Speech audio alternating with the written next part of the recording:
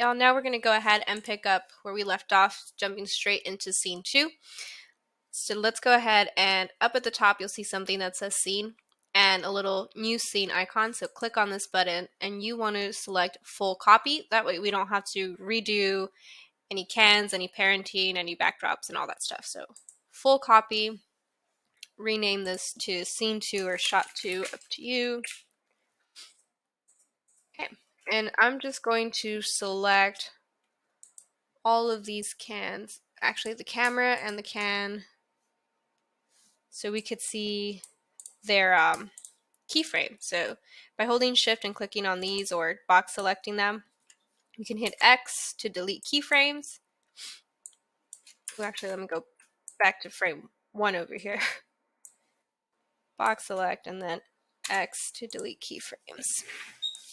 Okay, so I'm also going to delete these extra cans that we won't really need for this. So I'm going to hold and then expand them so you can get this part too. So holding the shift key to select all of these, then I'm going to hit X to delete them. Okay, and this is just basically us starting with a clean canvas, really. Awesome. Okay, so I'm actually just going to move my camera up too. So I'm going to click on this camera. I'm going to look for its object properties and I'm going to change this rotation to 0 and then I'm going to hit enter. I'm just going to hit GZ to move it up and then GY. Okay. I might have to move it up even further up here in a minute, but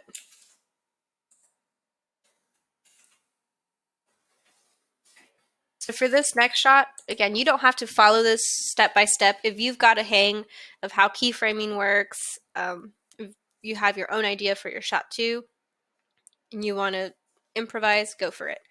So if you want to follow along and then tweak some things, you're more than welcome to do so. I realized I needed to turn this off first, so I'm going to delete this keyframe here.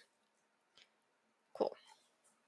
All right, so what I had envisioned for this shot is a can rolling on top of multiple cans here on the floor. So what I'm going to do is I'm going to select this can here, go into object properties, and then hit 0 so any rotations taken away. And in order for me to make like a bunch of copies, I can either shifty, make copies, make sure they're in a straight line, or apply a modifier. So this little wrench icon, add modifier, select array, and it does copies for me, which is really neat. So I'm going to start off with 5, and then I can see that they're touching, so I'm going to change this X factor to 1.06 to just create some separation there. It's like ever so slightly. Cool.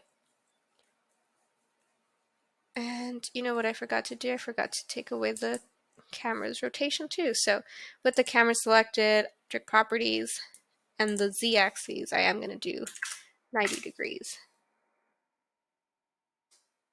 Okay. Ooh, did I do the camera?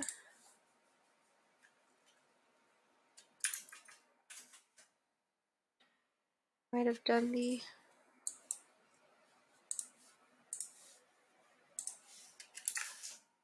There we go. I had something else selected too. Okay, so with that selected now, I'm actually going to click on the empty, and I'm going to adjust this so they're lined up where I want them to be. So I believe it's GX and then GY.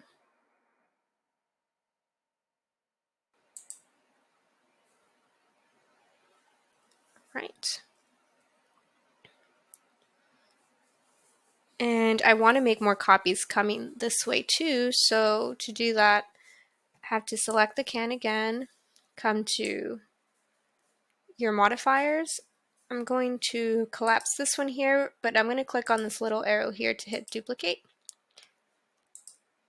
Bring this up, and I'm going to copy this factor here from x, 0 there, and I'm going to paste it into the y factor. Let me do...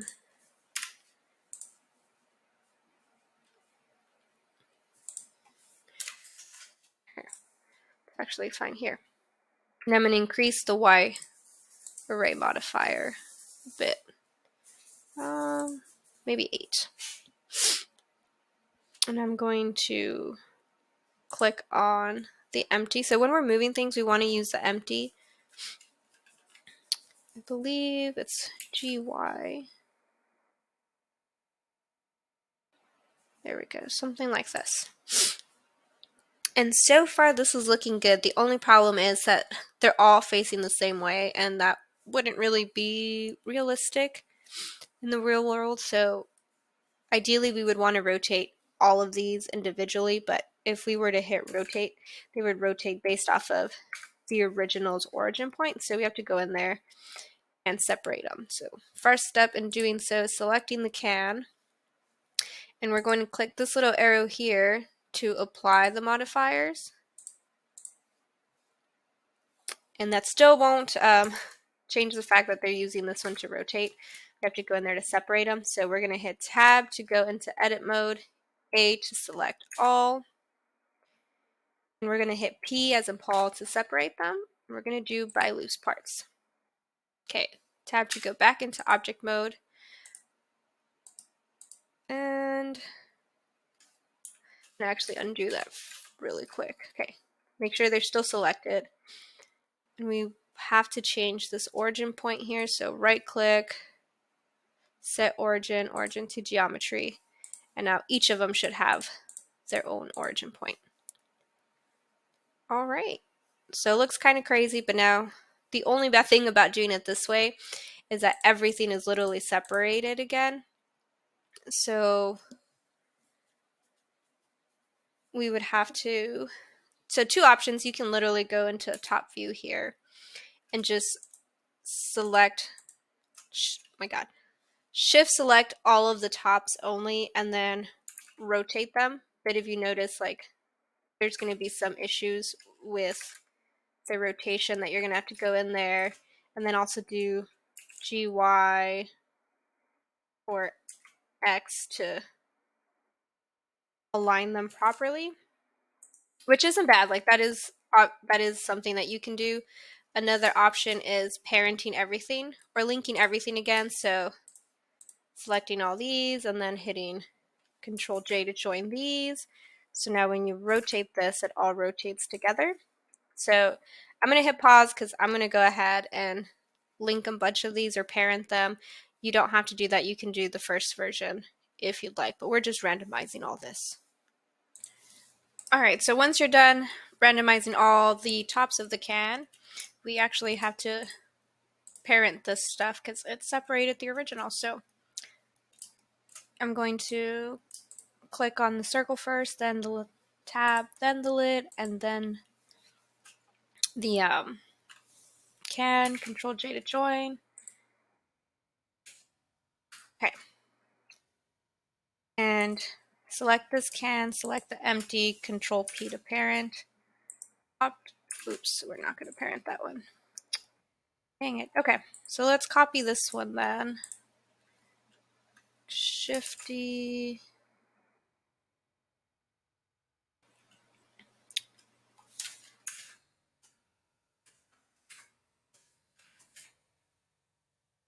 Oops.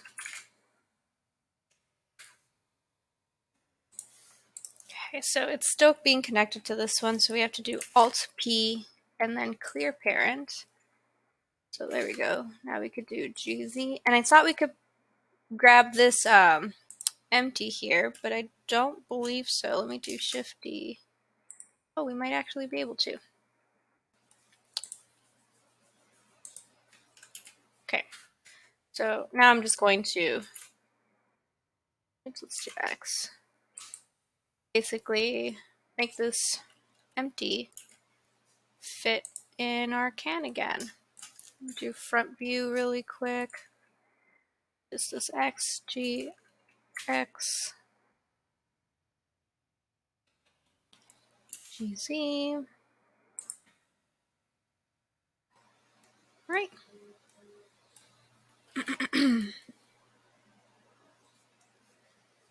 Making sure that it's equal on all sides. So this is GY that I have to fix. Alright, now front view looks good, side view looks good. Okay, now let's parent these two. So select the can object first, then the empty, Control P to parent, and then to object. And this is the can that I want rolling across the scene here. So we have to rotate this. So select the empty, and I want to say it's the Y, so I'm going to hit 90. Sweet. You could do RY 90, and then G to grab it. Alright, so kind of want to rotate this. I believe this is the x-axis. Yeah, maybe 45 degrees, see what that looks like.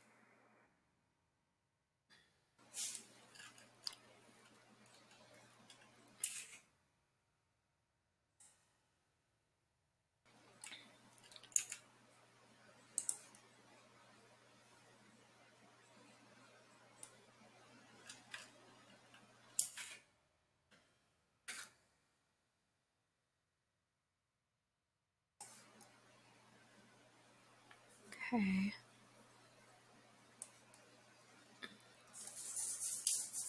I see I have to move it down, so GZ. Okay.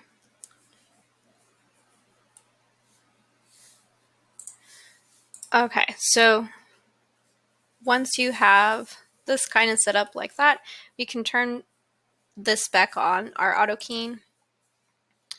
And maybe I want to position it a little off screen. So I'm going to hit G and then Y, Y. So if you double click on the axes, it's going to go based off of this new rotation of the empty as opposed to like the regular X, Y, and Z that we have. So with that there, I'm going to move over. I'm actually going to change this to 72.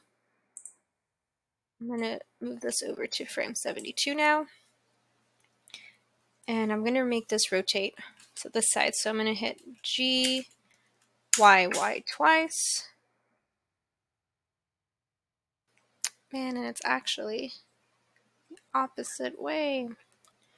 I'll fix that with the camera. Alright, so this isn't really lining up with the z-axis, so with frame 72, I'm going to hit G and then Z twice to move this slightly up like so.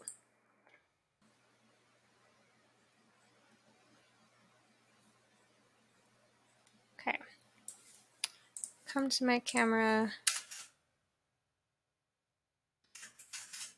Okay, do -90, see how that works. There we go.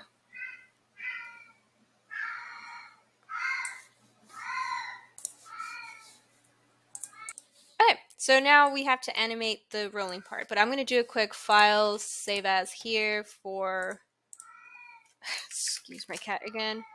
This is scene 2.